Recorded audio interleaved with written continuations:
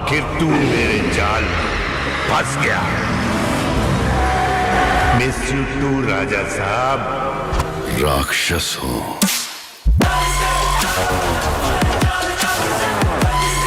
Hello বন্ধুরা, আশা করি সকলে ভালো আছেন। আপনার যদি suspense, drama, horror, fantasy, family ড্রামার সংমিশ্রণ পছন্দ হয় তাহলে এই মুভিটি হবে আপনার জন্য। সঞ্জয় দত্ত, যোগী বাবু, রিধি কুমার, নিধি আগরওয়াল, প্রভাস সহ আরো অনেকেই রয়েছে এই মুভিতে। তাহলে চলুন আর কথা না বাড়িয়ে শুরু করা যাক। হেই Mets, women Big Bash league 2025 আসতে চলেছে, আর এটা হচ্ছে এমন একটা সময় যখন ক্রিকেট লাভাররা তাদের ফেভারিট টিমকে সাপোর্ট দেখাবে এবং এনজয় করবে। আর সেই এনজয়মেন্টকে বাড়াতে এটি এমন একটি জায়গা যেখানে তুমি ডিফারেন্ট আউটকামের উপরে প্রেডিকশন করতে পারো, যেমন কোন টিম জিতবে, টোটাল রান কত হবে, টপ স্কোর কত হবে এবং অনেক কিছু। আর সবচেয়ে মজার ব্যাপার হচ্ছে এখানে BMW কারও জেতা সম্ভব, আইফোন, ল্যাপটপ, অনেক কিছু। আর এখানে অনেক এক্সাইটমেন্টের গেমও রয়েছে, যেমন এভাইটর, যেটা হচ্ছে মোস্ট ফেভারিট গেম। এখানে তুমি বোর হওয়ার সুযোগই পাবে না। মজার ব্যাপার হচ্ছে $130 প্রথম ডিপোজিটে অর্জন করার সুযোগ রয়েছে যদি তুমি স্ক্রিনে দেখানো এই প্রোমো কোডটা এই প্ল্যাটফর্মে রেজিস্ট্রেশনের সময় ইউজ করো। আর তুমি তোমার জেতা পয়সা খুবই সহজে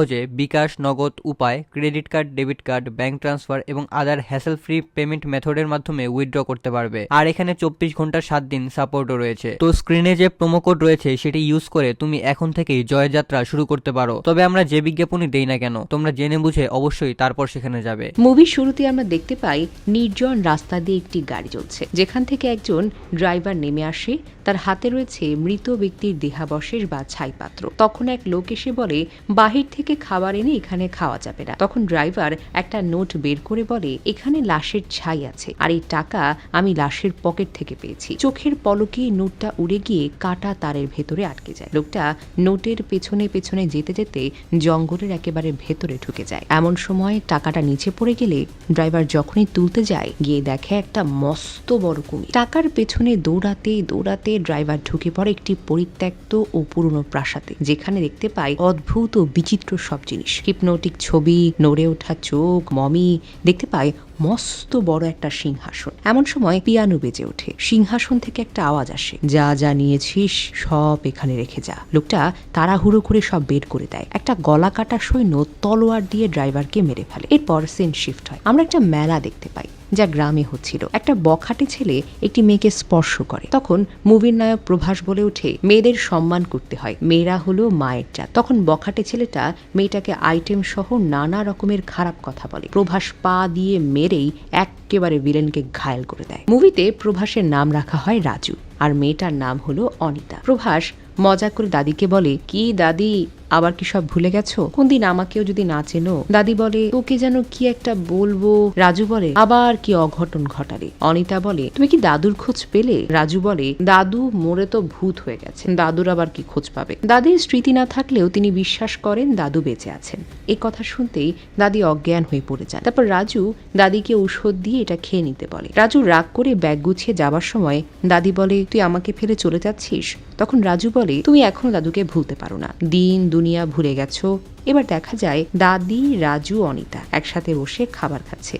দাদি রাজু ও অনিতাকে খাবার খাইয়ে দেয়। এখানে অনিতার সঙ্গে রাজুর একটু ঘনিষ্ঠ সম্পর্ক আছে বলে বলা যায়। পরের দিন একটা পুজো হয়, যেখানে দাদি মনে মনে দাদুর জন্য প্রার্থনা করে। রাজুর বাড়িতে গরিবুল্লাহ নামে এক মুসলিম লোক আসে। সে একটা মেয়ের সঙ্গে তার ছবি দেখাচ্ছিল। ছবির ঠিক পেছনে বয়স্ক একটা লোককে দেখে রাজুর চোখ আটকে যায়। সে দাদিকে বলে, দাদি এই লোকটা কি দাদু? দাদি দেখে বলে, হ্যাঁ এটাই তোর দাদু। তখন রাজু গরিবুল্লাহকে জিজ্ঞেস করে, এই লোক কে আর এই ছবিটা কোথায় তুলেছ? গরিবুল্লাহ বলে, এই ছবিটা 4 মন্দির এলাকায় তোলা। রাজু তো খুঁজতে খুঁজতে অস্থির। এমন সময় রাজুর বাঙ্কু মামার কথা মনে পড়ে। এই বাঙ্কু মামা হলো একজন পুলিশের লোক। সে ফোনে বলে দাদুকে খুঁজে বের করতে হবে। পুলিশ জানায় এটা বহু আগের কেস, 5 লাখ টাকার নিচে একটা কথাও বলা যাবে না। রাজু তো অবাক হয়ে যায়, এত টাকা এত অল্প সময় সে কোথায় পাবে? এরপর তার মনে হয় তার বড়লোক বান্ধবী অনিতার কথা। অনিতাকে পটিয়ে ফাটিয়ে তার বাবার কাছ থেকে টাকার ব্যবস্থা করতে পারে। দাদি যেতে যেতে বলে, অবশ্যই তার দাদুকে নিয়ে আসবি। রাজু বাসে করে চলে যায়। পরে গ্রামের পরিচিত এক লোকের অটোতে যাবার সময় সে দেখে এক চার্চের অনুষ্ঠান। সেখানে এক নানকে দেখে রাজুর এত পছন্দ হয়, সে তার প্রেমে হাবুডুবু খায়, খুব পছন্দ করে ফেলে। আর ভেতরে ঢুকে সে চুপচাপ বসে থাকে আর দূর থেকে নানকে দেখে। পরে একটা ছোট মেয়েকে দেখে রাজু বলে, তুমি কি এখানে নতুন? ছোট্ট মেয়েটার এমন ধরনের প্রশ্নে রাজু নাজেহাল হয়ে পড়ে। সে এবার বলেই দেয়, আসলে আমি সিস্টারকে দেখতে এসেছি, আমার সিস্টারকে খুব পছন্দ হয়েছে। এমন সময় মেয়েটা চিৎকার করে সবাইকে এই কথা বলে দেয়। তখন সিস্টার বিষয়টাকে সামলে নেন। তারপর একজন সিস্টার এসে বাচ্চা মেয়েটাকে চেক আপ করতে নিয়ে যায়। তখন রাজু একজন সিস্টারকে জিজ্ঞেস করে, ওর আবার কিসের চেক আপ? সিস্টার জানায় ওর হার্টের সমস্যা আছে, অনেক টাকা লাগবে, ফান্ডের মাধ্যমে সহযোগিতা দরকার। এসব শুনে রাজুর খুব মায়া হয়। রাজু 5 লাখ টাকা থেকে 3 লাখ টাকা দিয়ে দেয় আর তার নাম ঠিকানা চাইলে রাজু বলে, আমার একটা ছবি তুলে রাখুন। পরে সেই সিস্টার সেই মেয়েটাকে পছন্দ করে তাকে ছবি দেখায়। সে তো একেবারে খুশিতে আত্মহারা। রাজু এরপর যায় বাঙ্কু আঙ্কেলের কাছে, সাথে ছিল আরেকজন অফিসার। তারা প্রশ্ন করে, কেসটা কি? রাজু বলতে শুরু করে, তার দাদা ছিল এক সময়কার রাজা। একদিন হঠাৎ সেখানকার এক লোক গুপ্তধন চুরি করে পালায়। তখন দাদা একটা চিঠি লিখে বেরিয়ে যায় অজানা গন্তব্যে। চিঠিতে লেখা ছিল, গুপ্তধন ও লোককে না নিয়ে আমি বাড়িতে ফিরব না। দাদার জন্য পথ চেয়ে বসে থাকে দাদি। দাদার জন্য অপেক্ষা করতে করতে অসুস্থ হয়ে যায়। রাজু বলে, এতদিন পর আমার দাদাকে দেখা গিয়েছে, একটু খুঁজে বের করুন তো। তখন প্রভাস 2 লক্ষ টাকা অ্যাডভান্স করায় দাদার পুরো ছবিটা সব এলাকার সব স্টেশনে পাওয়া যায়। অন্য সিনেমা আমরা দেখতে পারি, রাতে জঙ্গলে এক বৃদ্ধ লোক, অনেকটা তান্ত্রিকের মতো। এমন একটা সময় সে একটা সাপ এসে পড়লে একেবারে লাথি মেরে সাপটাকে ফেলে দেয়। এই লোকটা কে, কোত্থেকে এসেছে এবং কেন এসেছে তা আমরা পরবর্তী সিনেই জানতে পারবো। অন্যদিকে সিস্টার বেসি, রাজুর চিন্তা একেবারে পাগল হয়ে গেছে, কিন্তু বেসি একজন নান এবং তার জন্য প্রেম ভালোবাসা সবকিছুই নিষিদ্ধ। তবে তার মনে হয় কোনো না কোনো একটা কানেকশন তার রাজুর সঙ্গে আছে। বেসির বান্ধবী জানায়, যদি সে কাল আসে তাহলে বুঝে নেবে তার সঙ্গে রাজুর একটা কানেকশন আছে। পরের দিন রাজু আসে একেবারে হিরোর এন্ট্রিতে, হাতে ফুল, লাল স্যুট নিয়ে। রাজু তার ক্রাশকে খুঁজে না পেয়ে কনফেশন বক্সে গিয়ে অপেক্ষা করে। তারপর একটা মেয়ে আসে। মেয়েটার কণ্ঠ শুনে রাজু বুঝতে পারে এটা তার পছন্দের মানুষ, তার ক্রাশ বেসি। পরের দিন রাজু ক্রিসমাসের আয়োজন করে। সেখানে বাঙ্কু মামাকে লাইট দিয়ে সাজানো হয়। তারপর রাজু বাঙ্কু মামাকে বলে, আসলে বেসির সঙ্গে না আমার একটা কানেকশন আছে। এমন সময় রাজু বেসির কথা বলে। বেসি বলে, তোমার দাদু আমার টাকা নিয়ে পালিয়েছে। এখানে বেসি যখন দাদুকে লাইনে দেখতে পায়, সে বলে, আমার একটা ইমার্জেন্সি লাগবে, আমাকে টাকা দিতে হবে। দাদু বলে, আমাকে দাও না, আমি দিয়ে দিচ্ছি। এখানে দাদু বেসিকে হিপনোটাইজ করে কোনোভাবে তার থেকে সব টাকা নিয়ে নেয়। তখন বেসি বলে সে কেস করবে। রাজু দাদিকে কল করে বলে, আচ্ছা দাদুর কি চুরির অভ্যাস আছে নাকি? দাদি বলে, তিনি হলেন রাজা, সবার উপকার করে। আড়াল থেকে এসব কথা একটা বৃদ্ধ লোক শুনতে পায়। এরপর বেসি রাজুকে হুমকি দিয়ে বলে, 3 লাখ টাকা না দিলে কিন্তু কেস হবে। অন্যদিকে ফোনে কল আসে। পুলিশ অফিসার বলে, কালকের মধ্যে বাকি 3 লাখ টাকা না দিলে আমি বাঙ্কুকে মেরেই ফেলবো। এরপর এন্ট্রি হয় আরেকটা ফিমেল ক্যারেক্টার। সে এসে বলে, এখানে 1 কোটি টাকা আছে। বাঙ্কু মামা বলে, এই মেয়েটাকে আর কেনই বা হেল্প করছে? তখন মেয়েটা বলে, অনেক বছর আগে আমার নানাকে তোমার দাদা সাহায্য করেছে আর সেই জন্য আমি টাকা দিতে এলাম। তবে এই পর্যায়ে রাজু আর বাঙ্কু মামার কথার মাঝখানে একটা লোক এসে টাকা নিয়ে চলে যায়। এক পর্যায়ে খুব চরমভাবে স্লো মোশনে 2 পক্ষের মধ্যে মারামারি হয়। এখানে ভৈরবী তাকে জিজ্ঞেস করে, তোমার দাদুকে তুমি এত ভালোবাসো? আসলে দাদা দাদি ছাড়া আমার পৃথিবীটা একেবারেই শূন্য, আমার আর কেউ নেই। এমন পর্যায়ে মারামারির একটা সময় হোলির অনুষ্ঠান সেখানে গিয়ে ঢুকে পড়ে। এখানে রাজু হাওয়াতে উড়ে গিয়ে ব্রিফকেস নিয়ে মাটিতে নেমে যায়। এমন দৃশ্য দেখে মেয়েটা একেবারে ইমপ্রেস, দৌড়ে গিয়ে রাজুকে জড়িয়ে ধরে। এখানে একটা রোমান্টিক সিন আমরা দেখতে পাই, যা আবার দেখে ফেলে বেসি এবার কনফার্ম সে নান হয়ে যাবে। এমন সময় একজন নান এসে বলে, নানদের সঙ্গে ভালোবাসা হয় না। এটা শুনে রাজু তো ভেঙে যায়। রাজু মদ খেয়ে মাতলামি করতে শুরু করে। মাতলামি করতে করতে সে বলে, আমি কি পাগল? আমি সাধারণ এই বিষয়টাও জানি না যে নানদেরকে ভালোবাসতে হয় না। এবার সে মাতলামি করতে করতে সান্টার সামনে গিয়ে কথা বলে। তারপর হঠাৎ করে ভৈরবী আসে। তাকে রাজু বেসি ভেবে প্রপোজ করে দেয় এবং ভৈরবী ইতস্তত করতে করতে হাত বাড়িয়ে দেয়, না করতে পারে না। এমন সময় রাজু একেবারে জ্ঞান হারিয়ে ফেলে। এখানে আমরা একজন বৃদ্ধ লোককে দেখতে পাই। সে আসলে ভৈরবীর দাদা। তাকে বলে, দেখো ও ও ভালো না, তুমি ওর থেকে দূরে থাকো। আসলে এই লোকটা স্বর্ণ দানা সবকিছু চুরি করিয়ে পালেছে বলে সকলের ধারণা। যাকে ভৈরবী বলে, আমি রাজুকে খুব ভালোবাসি। রাজুকে সেদিন অনিতা ফোন করে বলে দাদি বাড়িতে নেই, কোথায় যেন চলে গেছে। রাজু তাকে এবার খুঁজতে বের হয়। তারপর অনিতা আর রাজু মিলে তাকে খুঁজে বের করে। রাস্তায় তার জামা কাপড় দেখতে পায়। এক পর্যায়ে গিয়ে দেখে কিছু গুন্ডা তাকে আটক করে গহনা খুলে ফেলছে। এমন সময় শুরু হয় ফাইটিং। প্রথমে ফাইটিং শুরু করে মেয়েটি, অর্থাৎ ভৈরবী। এক পর্যায়ে সকলকে মেরে ঘায়েল করে দেয়, কিন্তু যখন এক গুন্ডা তাকে আটকে ফেলে এবার শুরু হয় রাজুর ফাইটিং। দাদি মেয়েটার পরিচয় জিজ্ঞেস করলে মেয়েটা বলে সে রাজুর প্রেমিকা এবং কিছুদিন পরেই তাদের বিয়ে হবে, তাই বিয়ের জন্য আশীর্বাদ চাইতে এসেছে। এতে রাজু ভাবনায় পড়ে যায়, কারণ সে তো নানকে ভালোবাসতো। এরপর দাদি বলে তুই আমাকে ফেলে চলে গেলি কেন, সবাইকে ভুলে যাচ্ছি, কোন দিন দেখবি তোকেই ভুলে যাই। এরপর রাজু বলে আমি খুব শীঘ্রই দাদুকে খুঁজে বের করব। পরের দিন রাজু থানায় যাবার পথে গঙ্গারামকে দেখতে পায়। সন্দেহ হওয়ায় তাকে মেরে ফেলতে চাইলে ভৈরবী বলে উনি আমার নানা, যা বলছেন সব সত্য। এমন সময় আমরা জানতে পারি আরেকটা সত্য ঘটনা। বৃদ্ধ লোকটি শোনায় তার দাদি ছিলেন একজন মহারানী, ধন সম্পদ সোনা দানায় ভরপুর। গঙ্গাদেবী একদিন খাবার বিতরণ করছিলেন। সেখানে কানাকা রাজ নামে এক ব্যক্তি ক্ষুধার্ত থাকায় রানীর হাত ধরে খাবার খেতে থাকে। ফলে প্রহরীরা তাকে মেরে ফেলে বা রক্তাক্ত করতে চায়। তার ভেতরে জাগে লোভ আর প্রতিহিংসা। সে এক তান্ত্রিকের কাছে যায়। সে গিয়ে বলে আমি রানীর সব ধন সম্পদ চাই। তান্ত্রিক বলে তোমাকে অনেক সাধনার তপস্যা করতে হবে। সে আর সাধনার উদাহরণ দেখিয়ে দেয়। সে তার একটা হাত কেটে ফেলে। এমন সময় তান্ত্রিক বুঝে যায় এই লোকটি আসলেই ভীষণ আগ্রহী। সেই তান্ত্রিকটি কানাকা রাজের হাত আবার জোড়া লাগিয়ে দেয় এবং তাকে একটা কুয়োর ভেতরে নিক্ষেপ করে এবং বলে তোমাকে এখানে অনেক দিন ধরে সাধনা করতে হবে। সাপ বিছা কেঁচো অনেক রকমের বিষাক্ত প্রাণী এসে তাকে বিরক্ত করে। অবশেষে সে সিদ্ধি লাভ করে। রানীকে একটা বিষাক্ত মনোপুত ফল খাওয়াতে বলে। তার জাদু আর ক্ষমতার কাছে সবকিছুই তখন নিষিদ্ধ হয়ে যায়। কেউ তাকে আর আটকাতে পারে না। আর 1 বছরের মাথায় সোনা দানা সম্পদ সব নিয়ে সে পালিয়ে যায়। যাবার আগে গঙ্গারামকে দায়িত্ব দিয়ে যায় এবং তাকেই পরে চোর অপবাদ দেওয়া হয় এবং রানীকে পাগল বলে সেখান থেকে বিতাড়িত করা হয়। ছেলের বৌমার নাতি হবার পর তারা মারা গেলে নাতিকে নিয়ে সে দূরে কোথাও চলে যায়। তারপর সে দাদির সাথে ইমোশনাল হয়ে পড়ে, ওয়াদা করে বুড়োকে খুঁজে বের করবেই। গঙ্গারাম জানতে পারে তার দাদু নার্সাপুর ফরেস্টে আছে, কিন্তু তা ভুল প্রমাণিত হয়। তারপর তারা একসঙ্গে 4 জন মিলে যায় সেই ফরেস্টে। রাজু দূরবীন দিয়ে দূরে একটা বাড়ি দেখে। সেখানে প্রবেশ করতে একটা ভৌতিক পরিবেশ পায়। রাজু গিয়ে তার দাদুকে নানাভাবে গালাগাল করে ডাকতে থাকে। এমন সময় ড্রাইভারকে দেখানো হয়। সে আসলে মারা যায়নি, তাকে অজ্ঞান করা হয়েছে। যখন রাজু স্বর্ণ টাকা হাত সবকিছু হাত দিয়ে স্পর্শ করেছিল তখন ড্রাইভার বেরিয়ে আসে এবং তাকে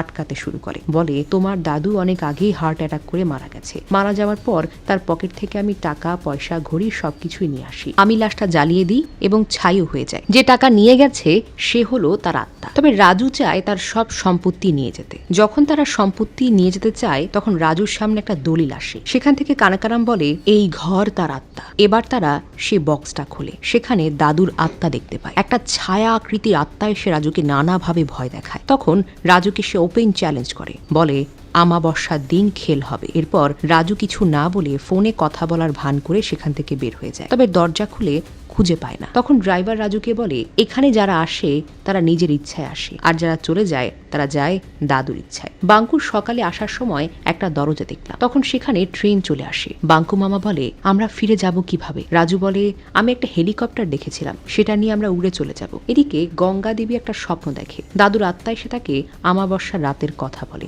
গঙ্গা দেবী রাজুকে কল করে এসব বলে। এবার তারা ঘুরতে ঘুরতে একটা শ্মশানে চলে আসে, যেখানে একটা লাশ পুড়ছিল। তারা ভয়ে সেখান থেকে দৌড়ে পালায়। তারা দেখে ভৈরবী তাদের সঙ্গে নেই। তারা সকলে দৌড়ে ভৈরবীর কাছে যায়। পরে রাজু আর ভৈরবী রাতে অনেকক্ষণ সময় কাটায়। পরদিন সকালে তারা একটা দড়ি দিয়ে বের হওয়ার চেষ্টা করে, কিন্তু ব্যর্থ হয়। এমন সময় বেসির এন্ট্রি হয়। রাজু আবার কল্পনায় হারিয়ে যায়। বেসি বলে আমার 3 লাখ টাকা লাগবে, 3 লাখ টাকা না নিয়ে আমি যাব না। বেসি এবং চার্চের লোকটি কোনো কথা না শুনে মহলের ভেতরে ঢুকে যায়। সেখানে গিয়ে চার্চের লোকটি গহনা পড়তে অদৃশ্য হয়ে যায় এবং নিজেকে একটা কফিনে আবিষ্কার করে। এমন সময় বেসি একটা অদ্ভুত চেহারার কিছু দেখে ভয়ে পালিয়ে যায়। পরের দিন তারা একটি ছাগল বলি দিয়ে কিছু প্রার্থনা করে। এমন সময় রাজু বেসির কাছে এসে তাকে চমকে দেয়। একটা পর্দার ভেতরে ঢুকে রাজু বেসিকে মনের কথা বলে। পরের দিন রাতে যখন বেসি ও ভৈরবী একসঙ্গে ঘুমাতে যায় তখন ভৈরবী বারবার বেসিকে জিজ্ঞেস করে রাজু যাকে ভালোবাসে তুমি কি সে? এসব কথায় বাধা দিতে রাজু দাদুর অ্যাক্টিং ধরে ফেলে। দাদির কল পেলেও সে অ্যাক্টিং চালিয়ে যায়। পরের দিন রাজু বেসিকে বলে তোমরা কি এমন কাউকে চেনো যে আমাদেরকে উদ্ধার করতে পারে? বেসি জানায় হ্যাঁ পদ্মভূষণ। ইনি আসলে ভৌতিক বা প্যারানর্মাল বিষয় নিয়ে কাজ করে। পদ্মভূষণ একবার গাড়ি চালাতে চালাতে ওই বাড়ির সামনে চলে আসে এবং তিনি পুরো ঘরটা ইনভেস্টিগেট করে। তিনি বলেন এখানে যিনি ছিলেন তিনি হলেন বড় রকমের জাদুকর। সে বিভিন্ন বিষয়ে মানুষকে হিপনোটাইজ করে, সে তোমার মনকে নিয়ন্ত্রণ করে। পদ্মভূষণ রাজুর মনকে নিয়ন্ত্রণ করতে বলে একটা টেস্ট করে, তবে সে ব্যর্থ হয়ে যায়। সে বলে তার দাদা কারো গলা কেটেছে। রাজুর বর্ণনা অনুযায়ী তারা কুয়োর কাছে যায়। দড়ি টেনে সেখান থেকে 3টা বিভৎস লাশ পাওয়া যায়। পরে কানাকারাজের আত্মা এসে পদ্মভূষণকেও কল্পনা করে হিপনোটাইজ করে ফেলে। সে নিজেকে নিয়ন্ত্রণ করতে পারে না। এবার পদ্মভূষণ বলে সে মানুষের দুর্বলতাকে টার্গেট করে তাকে নিয়ন্ত্রণ করে ফেলে। পদ্মভূষণ এই বিষয়গুলো বোঝাতে একটি বই বের করে, তবে কানাকারাজ বইয়ের ভেতরে আগুন ধরিয়ে দেয় এবং তাকে সেখানেই মেরে ফেলে। সকালে তারা বেশ মনোক্ষুণ্ণ ছিল পদ্মভূষণের বিষয়টা নিয়ে। সে মারা গেছে। বেসি ও রাজু একান্তে সময় কাটায় এবং ভৈরবী সেখানে এসে ঝামেলা শুরু করে। রাজু পদ্মভূষণের পরামর্শ অনুযায়ী বের হবার চেষ্টা করে এবং সেখানে আসে অনিতা, একটা ছেলে, তার বিপক্ষে 3টা মেয়ে। রাতের বেলা কানাকারাজ গঙ্গারামকে বুঝিয়ে দাদিকে নিয়ে হাসপাতালে যাবার কথা বলে। এটা শুনে গঙ্গারাম যখন গঙ্গাদেবীর কাছে যায় তখন তিনি অসুস্থ হয়ে পড়ে। সেই সময় কানাকারাজ গঙ্গাদেবীর একটি পূজা করতে থাকে। তখন গঙ্গারাম থেকে ফোনে দাদির কথা শুনে ছুটে যেতে থাকে, তবে সে আর যেতে পারে না। তখন কানাকারাজ বলে তুই যদি এখান থেকে যেতে চাস তোকে অনেক বড় কিছু করতে হবে। কিছুক্ষণের মধ্যে গঙ্গা দেবী মারা যাবে। আমি আজ তাকে মেরে ফেলবো, যার মাধ্যমে আমি অনন্তকাল অমর হয়ে যাব। সব সম্পদ আমি ভোগ করব।